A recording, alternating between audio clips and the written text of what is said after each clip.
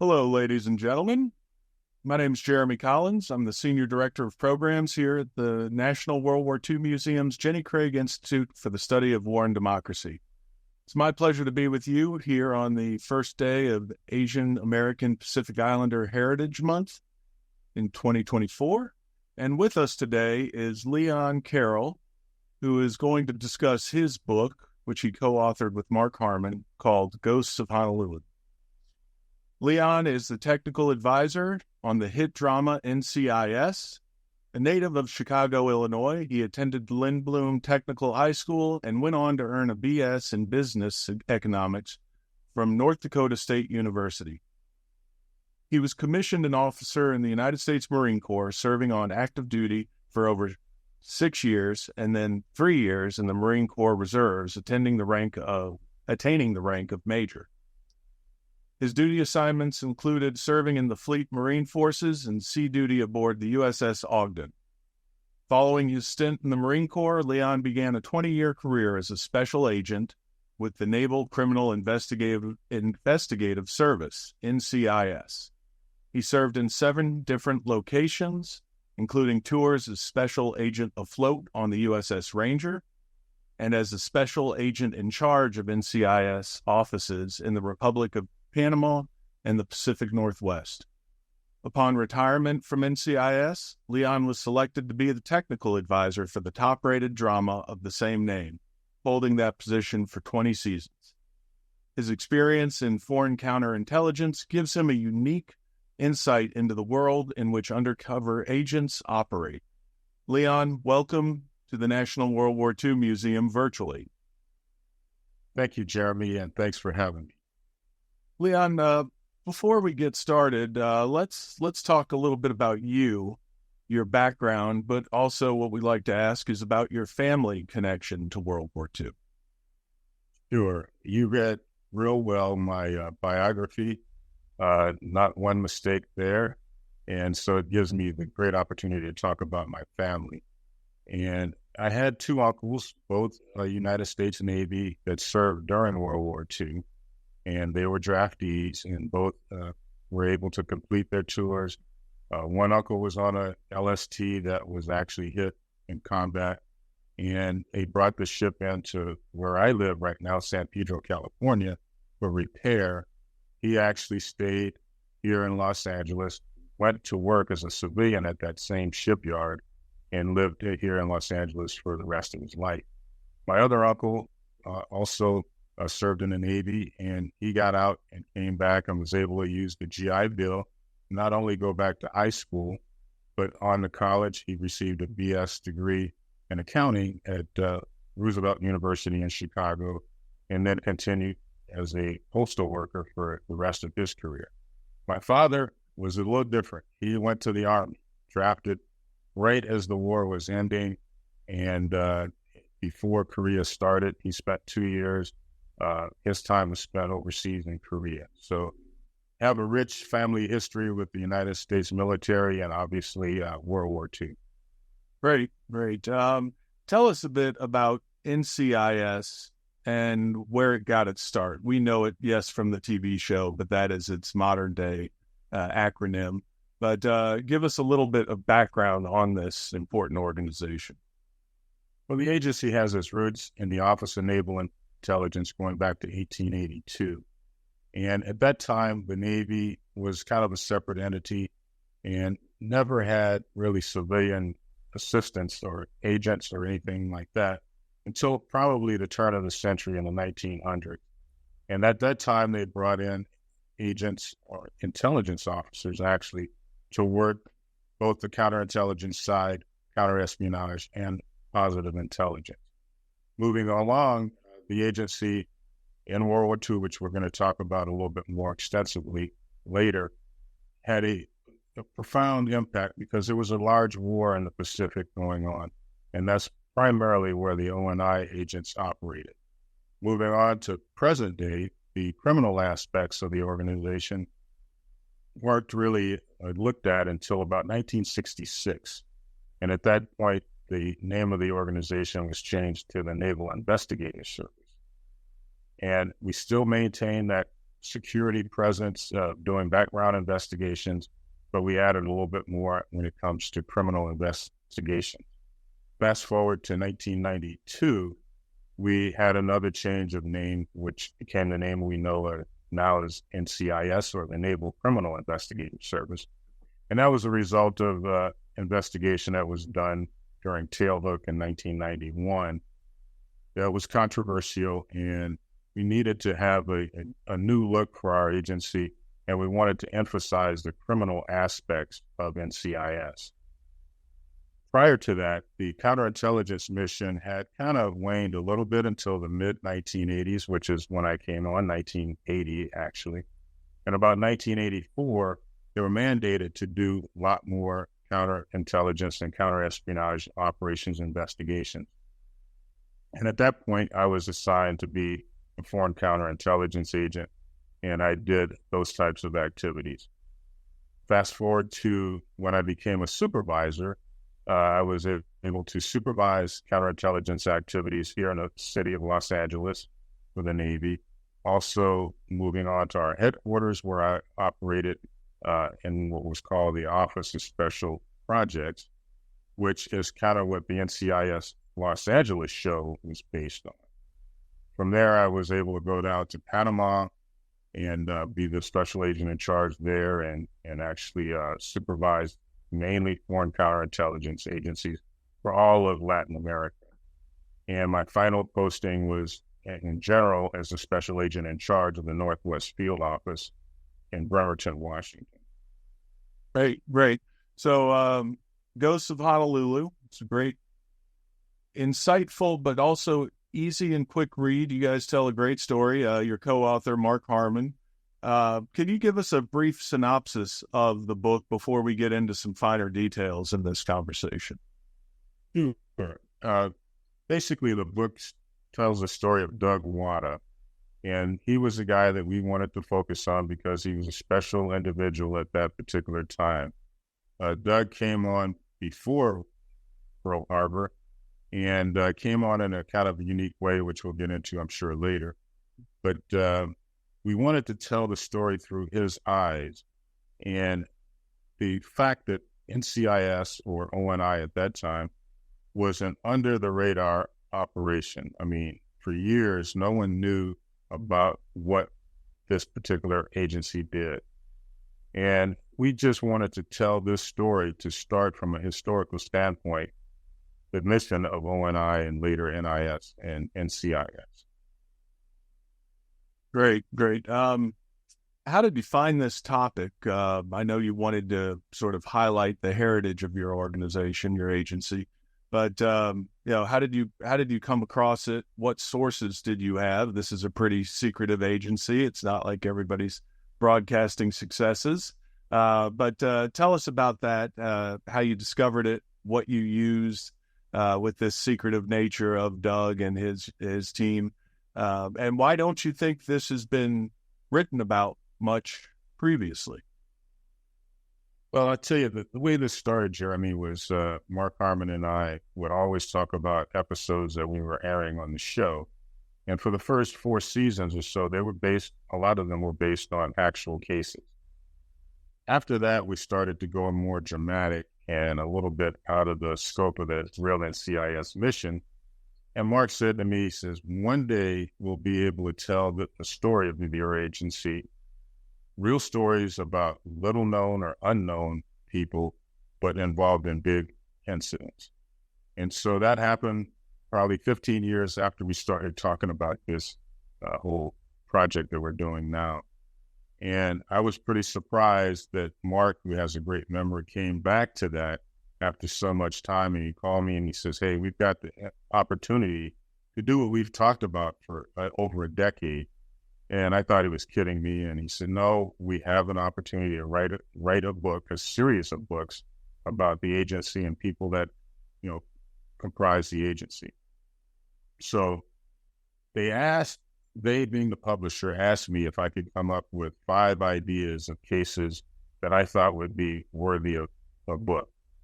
And I went back originally to the NCIS-A, that is NCIS Association, which is made up of retirees, they had a history project, and that's NCISA.org, historyproject.org. And this was one of the incidents for one of the people that I had never heard of, and come to find out, not a lot of people had heard of as well. So it was one of those things where I think we wanted to start with something historical that actually told what the NCIS actually is all about. And so we presented that, and the publisher said, "Hey, let's run with it." So at that point, I ended up talking to two of the agents that had started this project, and they are obviously older, retired guys, and they had a wealth of material and actually informed me a lot about what little they knew about Doug Wada, but what they found out in researching him. And to my glee, they had laid a lot of material, research material. So I got boxes of documents and books and things like that. Not necessarily about Doug Wada alone, but about the Japanese-American experience in World War II. And so we called through that, we being myself, Mark, and researchers, called through that and picked different topics that we thought would be of interest to a reader, and that's what we presented in our book. Now, we're going to get to Doug's experiences. The one thing that impressed me, though it is an easy read, that's not a knock that it's easy. I think it's good when a book is easy to read. It's well footnoted, and these sources seem to be a great source to be able to piece this story together. So Doug, he was Nisei, first generation born here in the United States or its territories. Can you tell us about his early life, his family? They had come over from Japan, but also a little bit about how his experiences in youth differed from some of his classmates and neighbors and other Nisei. With just a short history of how we got to this point over in Hawaii, going back into probably the 19th century when the Japanese were providing laborers for the plantations on the island of Hawaii. And that was requested by the Hawaiian king, by the way. But along the lines, there were European overlords in that particular Hawaiian territory. So Doug Wada came over. He was born in Hawaii, but his parents came over actually not as plantation workers or normal laborers. His dad was a Shinto carpenter, and he built Shinto shrines in Honolulu. So he was a little bit different. His family was different. And I think our book starts really with a traumatic accident that happened that really affected Doug, where his brother was killed in a car accident. And I think that kind of shaped how Doug was after he mourned for quite some time about losing his brother. He was one of 4 kids, and he had two sisters, and one of them married an individual who then moved the family here to the American mainland. In terms of his difference, his family or his dad really wanted him to have an education both in Hawaii, American, but also in Japan. So during his high school years, they actually sent Doug back to Japan to really perfect the language. Japanese was spoken at home, but they wanted him to understand not only the language, but the culture of the Japanese people in Japan. That made him initially a very, very good prospect for later being recruited to work for ONI. His background, growing up, he was a heck of a baseball player, actually a heck of an athlete all around, particularly baseball. Played the infield, played other positions, played, different high schools. And actually, when he came back to the United States, to Hawaii, he then kind of snuck on a ship, and shouldn't say snuck on, it's hard to do that, but had his identity concealed to get back to the United States. And he then relinquished his Japanese citizenship. he was also a Boy Scout, just totally different. I mean, he did the things that people normally wouldn't expect of someone who came was born in Hawaii, Nisei. He did all the other things that kind of entrenched himself in American culture. And I think that made him very, very receptive, made him very, very commercial or marketable to the folks that were looking at recruiting him, which was done at the University of Hawaii in kind of a surreptitious way. He was actually sat next to a lieutenant commander by the name of Rangel, and the sole purpose was to vet Doug, and which was done, and later recruit him to work in the Office of Naval Intelligence there in Hawaii.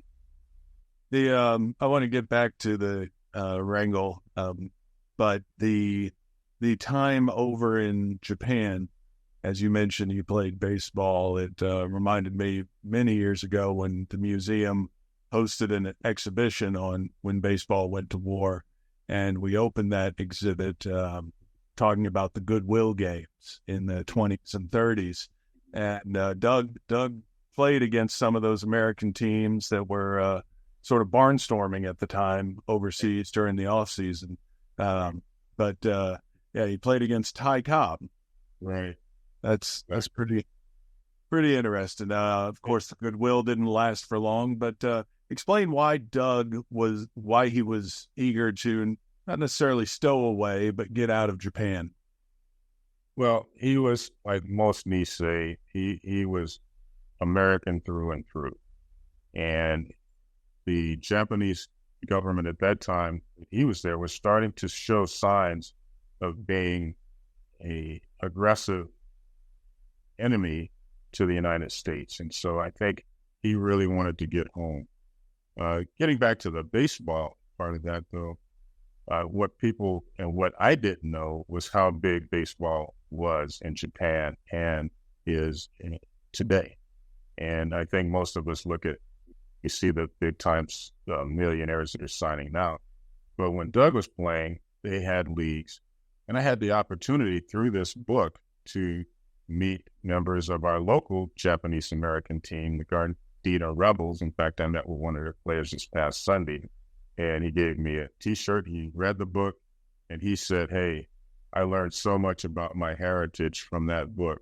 He goes, "I want you to come meet the whole team and come to a couple of games." So that whole thing was one of the things that kind of really highlighted how I felt about what the book has done for a lot of different people who were not intended, because we didn't really think that this would be a big deal with the baseball players and that. But Doug was quite the player and had nicknames, like Chick and all of that because of his small stature. But he was very, very good at that. Now you've referenced the recruitment. He wasn't drafted, he wasn't enlisted, he was recruited. Talk about this process, and I want to follow up on the back end with the uniqueness of Doug's experience on that. But talk about the recruitment, please. Well, at that time, I think the intelligence community, especially in Hawaii, but overall, kind of sets the winds of war blooming with the Japanese. I mean, World War II was already going on quite strong in Europe. And I think there were people that were in Hawaii that thought, maybe we better be ready if something were to happen here. And so I think they were looking at, as probably often happens, people who are educated, who are going to school, college, and who can actually be recruited to do what they wanted to do. And I think Doug Wada, with his background, especially having been in Japan, fit that mode. And so when he started at the University of Hawaii, they had Commander Rangel, who I mentioned before, was a student there as well. But was he really a student? I mean, what was his purpose, right? And he ended up sitting next to, it was obviously planned and orchestrated because they sat people at that time by alphabetical order in this major class. It just so happened an R got to sit next to a W, right? And even Doug Wada kind of thought, this was strange. But anyway, he talked to him and he became friends and he invited him to the office. And essentially, they offered him a job just reading and translating Japanese open source information. As time went on, they offered him $15 every 2 weeks, which probably at that time was quite a bit of money. And he felt really, really good about all of that. The other thing I think that was important was, as Nisei, he wanted to prove himself worthy of doing whatever he could to help the United States. And I think that was probably not as strong initially until basically the attack, but at that time also the Navy was not actively recruiting Japanese Americans. In fact, Franklin Knox, who was the Secretary of the Navy, he actually prohibited that from happening. And so this made Doug unique. The Army had been recruiting for quite some time, even well before the war. And in fact, we had Army military intelligence officers, Hiro Iwai, who became a partner, so to speak, to Doug Wada during this whole thing. He had been recruited before, 10 years before Doug Wada came on with the Navy. And one of the things I think that was a misperception about what was going on at that time was Doug could not actually enlist in the Navy. So the way around that was to hire him as a civilian employee. Yes, there were times where he would do whatever undercover work he was doing. He would wear a uniform. And we have in our book where he went and put on his uniform the day of the Pearl Harbor attack. That may be fictionalized a little bit, or let me put it this way. He may have had a uniform on, but he was not a Navy officer at that particular time. So I think going back to his whole recruitment process, he was trusted, but he built that trust by his relationships with the people that he worked for, including the FBI. At that point was kind of a small operation in Hawaii, and they depended on the military intelligence services to provide them information, sources, and that type of thing. So what he did in providing that information, and I think his dilemma was he knew that some of the people that he was reporting on were his fellow Nisei generation Japanese Americans. And he felt that he knew that these people were pretty much loyal individuals, and he felt bad that if they were to be picked up on the list that the FBI had mandated the military provide, that he would be doing his people a disservice. And I think that was a good one for him. Now, as far as Rangel, he was auditing these courses. He wasn't even really enrolled, right? Which sort of made him stand out more. The Louisiana connection is right down the road from here is Avery Island, famous for the headquarters of Tabasco, and his wife grew up on Avery Island. Rangel's did. So this. I don't want to say this was your intent. Your intent was to highlight your forefathers, but it's written like it could be easily screenwritten into an episode or a movie or a series. And it really is about this cat and mouse game, about trying to identify who on the island might be sending information or receiving information. And you alluded to it in Doug's reluctance or unease with reporting on friends, neighbors, etc. But before we get into the cat and mouse game, we have to sort of talk about the mouse. And Takeo Yoshikawa is the famous Pearl Harbor spy, and he factors heavily in your book. Can you talk about Yoshikawa and who he was and what he was tasked with doing on the island of Oahu?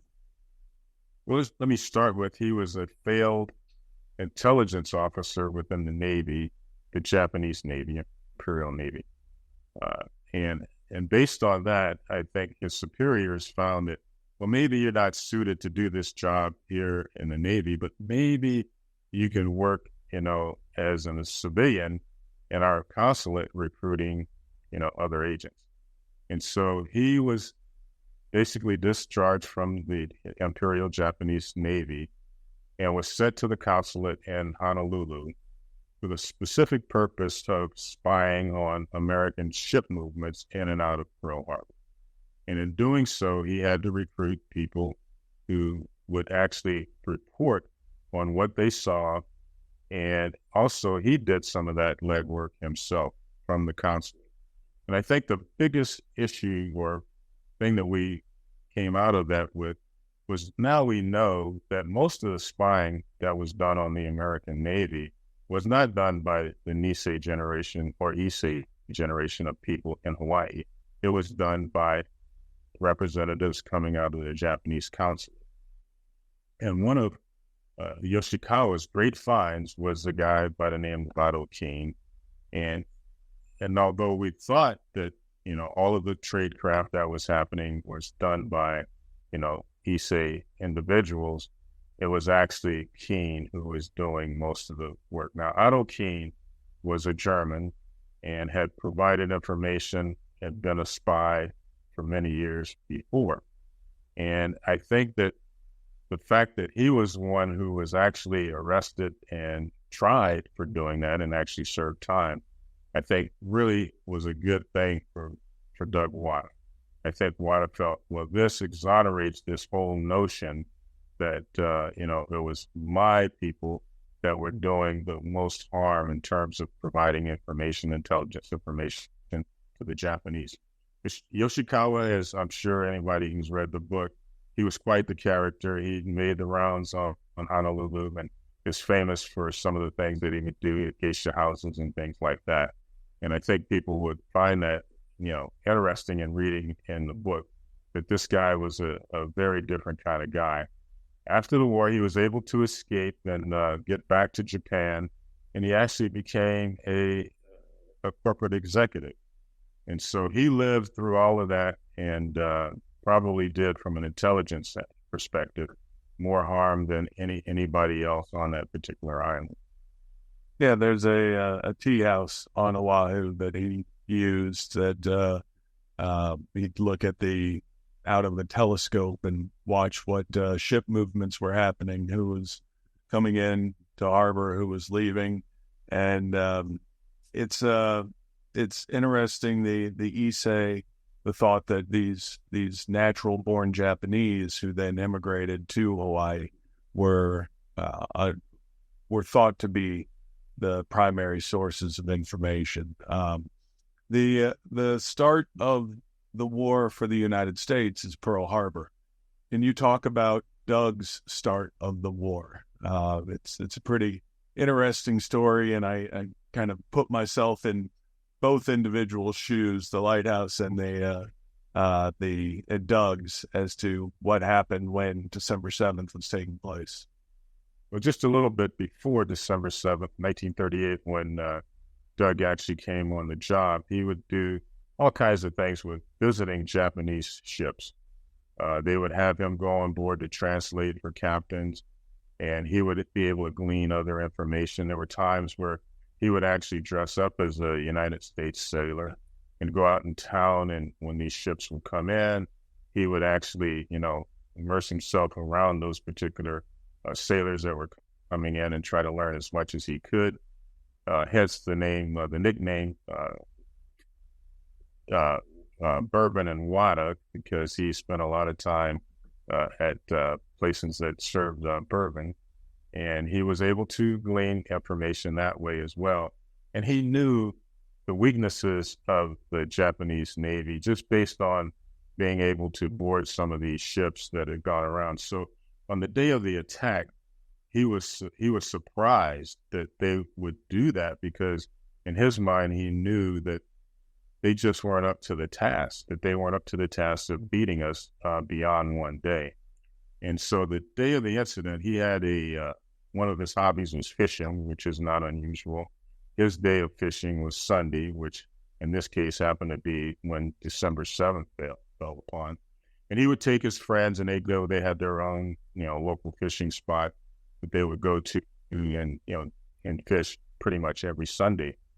When the actual attack occurred, they really weren't sure what was happening, as you might imagine, being out there and just hearing explosions and things like that without any forewarning, and being intelligence, knowing that, you should be the first to know that something is about to happen.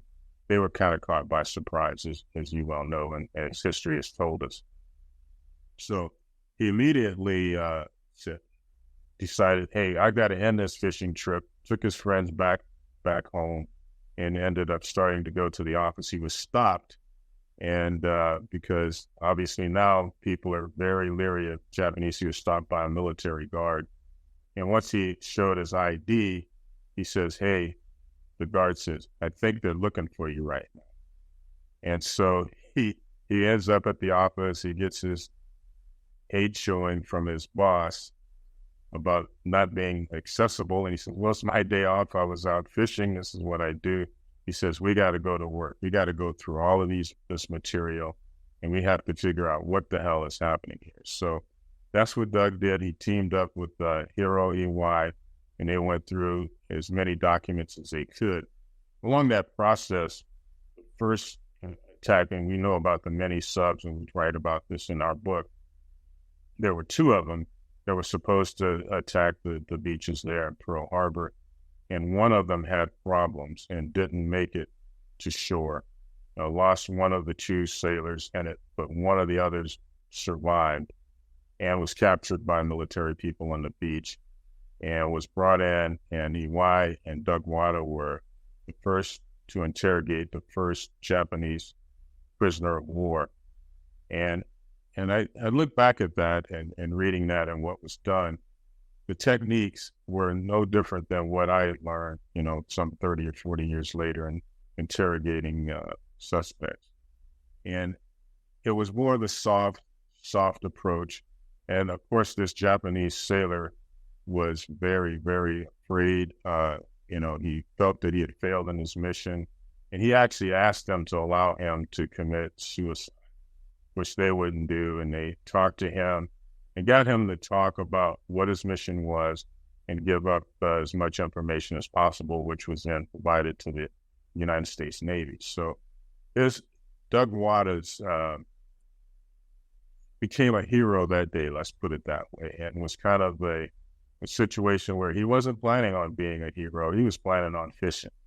And he ended up finding one of the bigger fish that was available that particular day. His trip, just if you could talk on the experience in Japan, any Nisei who had gone back to the ancestral homeland, it wasn't necessarily warmly embraced after Pearl Harbor. So because it was because he was recruited before, can you talk about those and why that was so damning for those who did go to Japan before Pearl? I think the Japanese government actually knew what they were planning to do years before it actually happened. And we know that now from documentation. I think when you look at the fact that, even Wada going back at that time was a risk, but I don't think his parents really saw it that way. And I think when you look at other Native Hawaiian-born Japanese, the Issei population, going back to learn, I think they were looked at very differently. And I don't know why Wada didn't seem to have as much of a problem with that particular transition as some others did. Very few actually went back like Wada did, but I think they were looked at first off as a lower class person caste-wise. Many of them had been sent there from Okinawa. They were Okinawans who see themselves different from the mainland Japanese. And I think that still exists to a certain extent today. But I think mainly it was because they looked at the Issei people as not being them. I'll give you an example from my own experience going to Africa. The African people, Black Africans, generally don't look at Black Americans as being the same as they are. And so I know it was asked in the group that I went, well, how would Leon be treated in Africa? Would he be treated any differently from any other American going there? And the answer from an African was he'd be treated like an American, a foreigner. And I think that's how the Issei who went back to Japan before, and certainly anyone who tried to go back afterwards, which Doug Wada did, by the way, would be treated differently in that respect. So you had talked about his pre-war, his pre-service service. How was did the family know what he was doing, reading the open source? How did they feel? What did they know, and how did they feel about their son? Not necessarily aiding the enemy. They didn't see the United States as the enemy, but potentially working against the emperor with his father's relatively conservative upbringing and mindset. That's a really good question, Jeremy. I think, one, he used his cover even with his family, being a journalist and working for the newspaper and just doing those things. He really didn't tell them he was working for the United States Navy. But I think the dad figured it out. And he kind of kept it to himself. And I think once the Pearl Harbor happened and his family was not one of those picked up, and that was a big concern that he had all along. Okay, so we're providing these lists to the FBI and to the Navy, but people that are close to me are not on the list. What's going to happen when all these other people are picked up, right? And I think the dad, because he was a real well-respected carpenter and built these Shinto shrines through Honolulu, wasn't a suspect amongst his own people, let's put it that way. And I think the Navy kind of felt, well, that's a good thing, right? Because now we have his son doing these types of things, and as long as his son can keep this secret, then we should be good. And that worked out. But I think it bothered Doug. And he never, when I talked to his family recently, he really never talked too much about that experience until he got a little bourbon. And he would then kind of talk a little bit about how he felt about that. But they really, to this day, knew very little about what he did during World War II. And I found that really, really surprising as well, that he was able to keep that secret for years because he stayed with the organization well beyond World War II. And I think we're going to talk a little bit about that as well. Yeah, we'll talk about his post-war as we wrap up the conversation in a little while. You had mentioned the Japanese sailors that were coming into port. Once Pearl Harbor happened, that source of information dried up. What was Doug's experience, and do you have any of your own experiences where here's a rich source of intelligence and it dries up? How did he go about and what service did he provide for the United States Navy after Pearl Harbor, where most of your sources are no longer present and anybody that's suspect might be going underground? Well, after Pearl Harbor, he was actually busier, more pressure put on he and EY to do translations and, interviews of people that were being brought in as prisoners of war. Those were all things that they were extremely busy doing. So I would say probably until 1943, 44, he was gainfully employed. As far as the sources that he may have had and used before that, if they were Japanese nationals, obviously those had dried up. But he had to be very, very careful with the Japanese Americans that were there on Honolulu, the Issei generation of folks, because now we have a situation where in the American mainland, they're being interned. And the internment in Japan, in Hawaii, was a lot less stringent than what we saw, especially like here in California. And so I think in that regard, he was walking a thin line with folks. And so I think that at that time, I think was a more dangerous time for him as an individual, as an intelligence officer. But he was able to stay with it and do the job that he was asked to do. And he did it quite well. Now he stayed, he didn't deploy overseas, correct? Oddly enough, he was the first NCIS, ONI, NIS agent, whatever name we were. He was the first one to receive orders overseas of all agents, not just, any particular group. And we still think that may have been because his life could have been in jeopardy on Honolulu. But I think it was more they could use him more in Japan at that particular time, because now we're trying to help rebuild that country as well. And they would need his expertise in how the Japanese culture worked. That's just Leon Carroll's opinion. We were never able to verify why that happened, but after the war, he actually spent an inordinate amount of time in Japan working for the Navy Admiral, the M2 of the fleet. So. Yeah, I sort of screwed up my question. I meant during the war, because I was going to get to that after the war. Sorry, Leon. Let's talk about the ending of the war.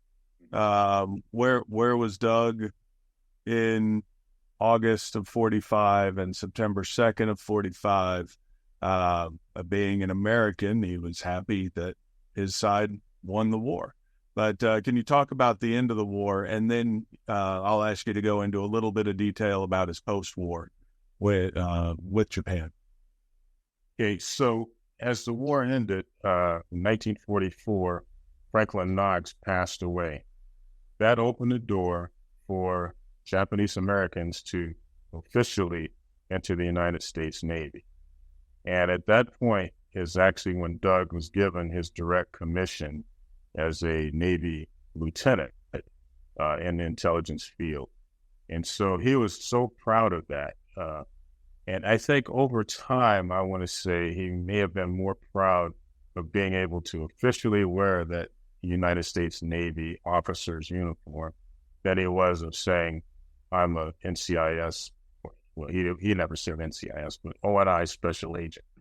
And I think with that in mind, he was then he was transferred to Japan and it got involved with the tribunals that were being done with the so-called war crimes that had been committed by Japanese Americans. But he delighted in the fact that now I am a official Navy officer. And of course, he rose to the rank of commander in reserves over time.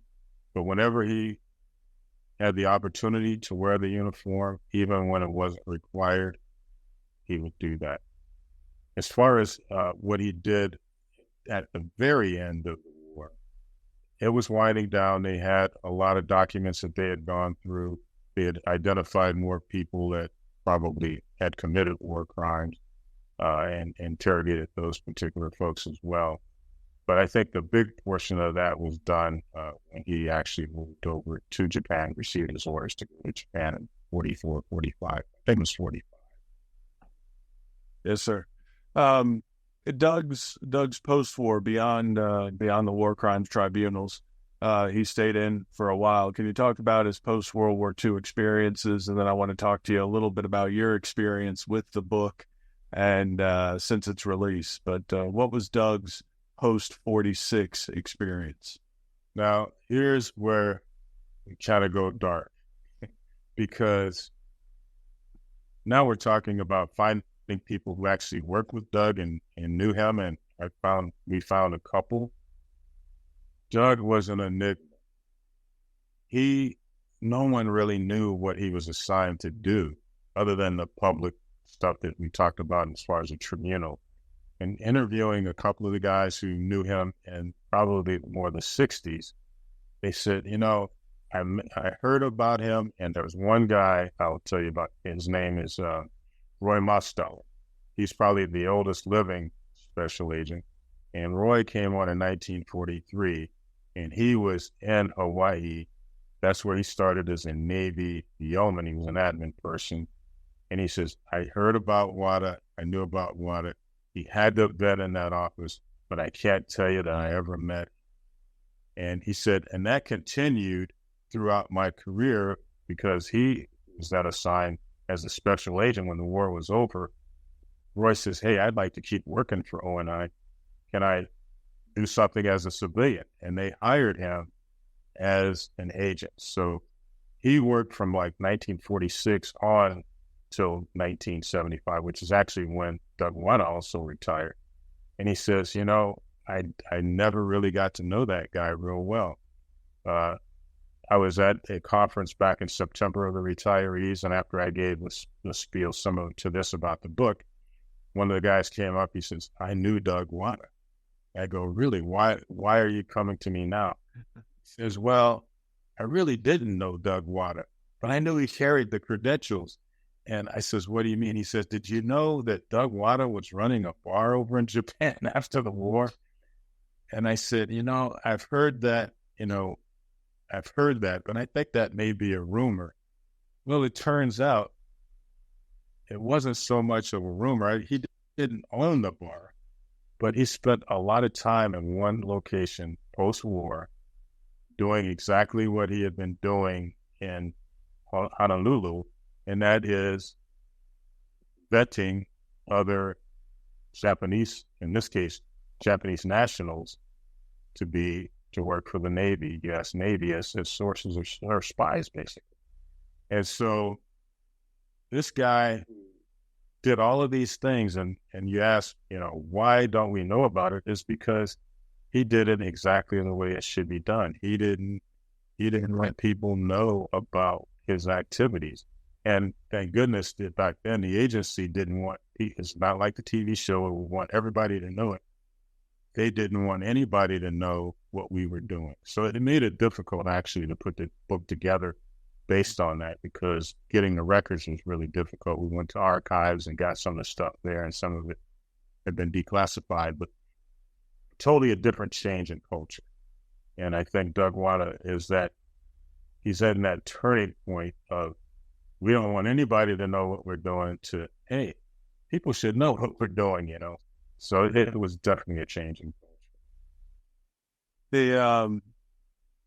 After the book came out, and you all did the book tour, press events, you had referenced the interaction with his family earlier. Can you talk about what came out once the book was out that maybe you wish would have come out, as you just said, with the gentleman who knew him?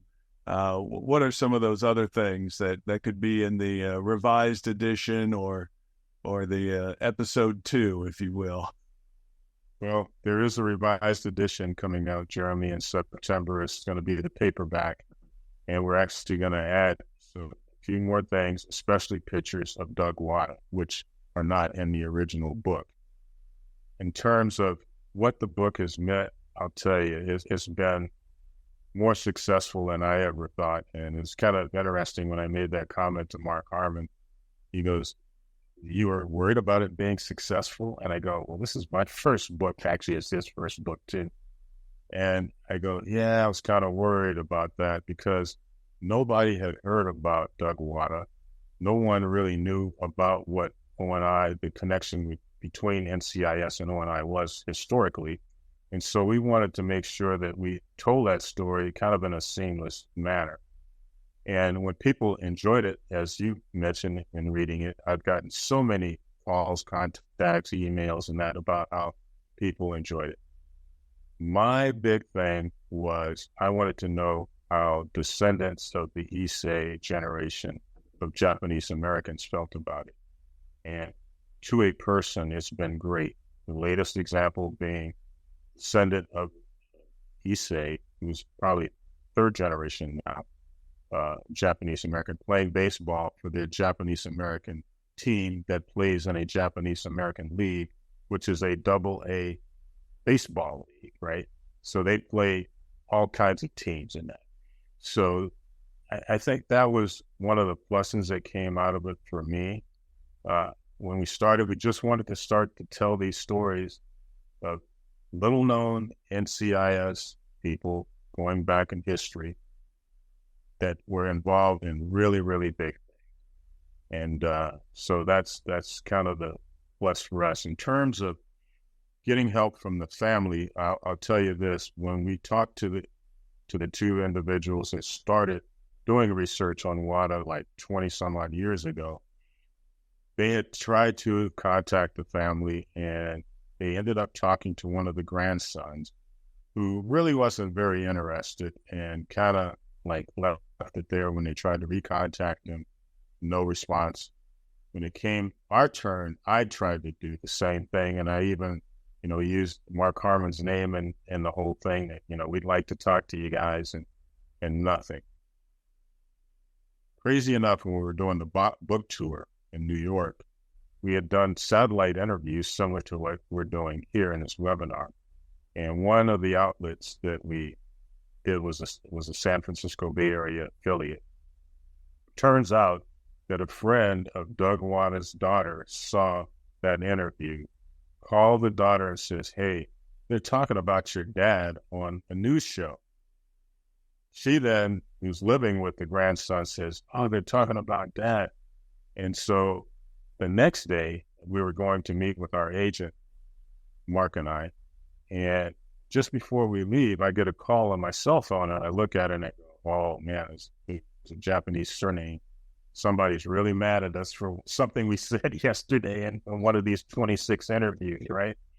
And I answered it, and it was Larry Harada, and he says, "I'm Doug Wada's grandson, and I just want to tell you how proud we are of our grandfather after knowing that you guys have done the book." He says, "I want to apologize for going dark on you guys. I didn't respond. I did get your emails. I did get your phone calls. I'm sorry that we didn't respond, and we want to really be part of this now." So that made doing this book really worthwhile to me. And when I told Mark Harmon, and when I met him down in the hotel lobby and walking over to the restaurant, I said, "You won't believe what just happened." And he said, "What?" I go, "I just got a call from Larry Harada, Doug Wada's grandson." And he stopped dead in his tracks, looked at me. He goes, "You're," and I won't use the word "me." And I go, "No, I'm not. I'm serious." He goes, "Wow." He goes, "Can we get a hold of him again?" I says, "Hey, I told him that we'd call him tonight on our way to another book signing," which we did. And Mark talked to him personally, and things are going great with the family, and we do have that connection, and hopefully we'll be doing some things with them in the future. That's great. So undercover, such a ghost that his family didn't know. It is something we experience here at the museum. Is even for a typical GI or sailor or airman, families don't often know because they didn't ask or their loved one didn't come back and talk about it. But in this case, it's even a little more difficult of a nut to crack. You've talked about... oh, yes, sir. Along those lines, this is a very interesting thing. I was able to get Doug Wada's application to the Retirees Association, right? And on his application, he writes special agent and parentheses undercover. So he finally felt that he could come out of being undercover on his application, which is open source, and I actually have the original piece of that. So that brings the story kind of full tilt in a way. Talk about Doug and his comrades during the war and what they did in World War II and what that matters today, what that, as a forefather, if you will, to your agency and your career, but also those still in service today. Can you talk about these guys from the World War II era, please? Yeah, I'd be happy to do that because we owe a lot of where we are today as an agency to what those guys went through back then. It's interesting how the culture has changed as generations change, but our methods of operation in many ways haven't. The things that Doug did in the interrogation, for instance, those were things that I did, 40 years later. The things that, when we talk about not wanting to be known, the era just before me, and I mean like 10 years, they couldn't tell people they were special agents. They were research analysts. And until 1966, actually, that was the case. They were paid not with government checks, so to speak, but personally written checks. That was done up until 1967 or 8, actually. So when I go back and talk to these guys about that particular era, and there's not that many left, by the way, especially World War II, probably less than 10 that were around. And I talked to Roy Musteller, who's very, very sharp for 98 years old, although his memory is starting to fade a little bit. But what they did back then was more about the security of the nation. Our agency kind of developed from being more of a counterintelligence, counterespionage agency and morphed into crimes.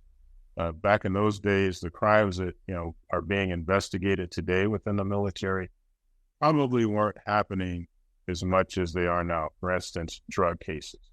I doubt that we would find anyone having to do narcotics cases.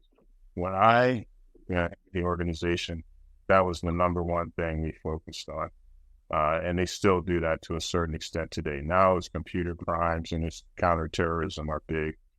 And but during my time, drug suppression was probably the number one thing we did. Unlike the TV show, homicides have never been at the top of the list, but that gives the entertainment value, and we do those as well. But I would say that's pretty low on the list in terms of quantity as to what we do as an investigation. Talk about Doug and how much he's known within NCIS and how he is used, if at all, as an example and celebrated or remembered. He will be celebrated. He has been celebrated the last 2 years during the Japanese American Pacific Islander Heritage Month. This year, he will be getting a Civilian Service Award, a medal, and we hope to have his family in Washington, D.C. to see that done. Last year, I didn't participate in this, but the two original agents that started looking at Doug Wada 20-some-odd years ago did participate in a webinar type situation. It went out to all of the NCIS offices, 120 worldwide, were able to watch the presentation of honoring all the Japanese Americans that are in our organization right now.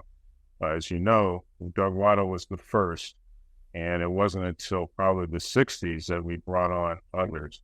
And of course, they knew, and most of them were actually Issei as well. And even in that organization, in that group, there were very few that knew Doug Wada very well. And so I think when I look back at the shoulders that we stand on today, it were those guys that certainly World War II. We weren't able to find a lot about World War I, but I'm sure the Navy had some involvement, although the battles were all mostly fought over in Europe, and not a lot of sea battles were done in that one. But it's certainly World War II, where the Pacific was, a hotbed of activity, and the Japanese were a major enemy. We were involved. Well, if you want to learn about the history of the ONI and its lineage to the NCIS, if you want to learn about the intrigue going on in Oahu and the Hawaiian Islands before and after Pearl Harbor, or if you just want a great story set in World War II history, the Ghosts of Honolulu is certainly up there by Mark Harmon and our guest, Leon Carroll. Leon, thank you so much for your time today. Thank you for sharing this wonderful and remarkable story with so many readers and audiences, including our very own here at the National World War II Museum. Thank you so much, Jeremy, for having me, and hopefully your viewers will read this book with joy and see what NCIS evolved from. And Doug Wada's family, I'm sure, would be happy to know that he's being appreciated right now. Very much so. Thank you very much, sir. And thanks to you all for tuning in. We hope to have you watch other programs on our YouTube channel or come on down to the museum for a visit when we have a in-person event. Leon, we hope to have you down here in New Orleans at some time too, sir. I hope you have better weather than we do today out in California. Well, this is sunny Southern California, and it's sunny today. So thank you again, and my pleasure. And I will take you up on that. I understand the museum is quite the place. Everyone that I know that has visited raves about it. So when I get back down there, maybe to see the farm down in Greenville, Mississippi, I'll shoot down there to New Orleans and check you guys out. Great. Congratulations on the book, and thank you for your time, sir. Thank you.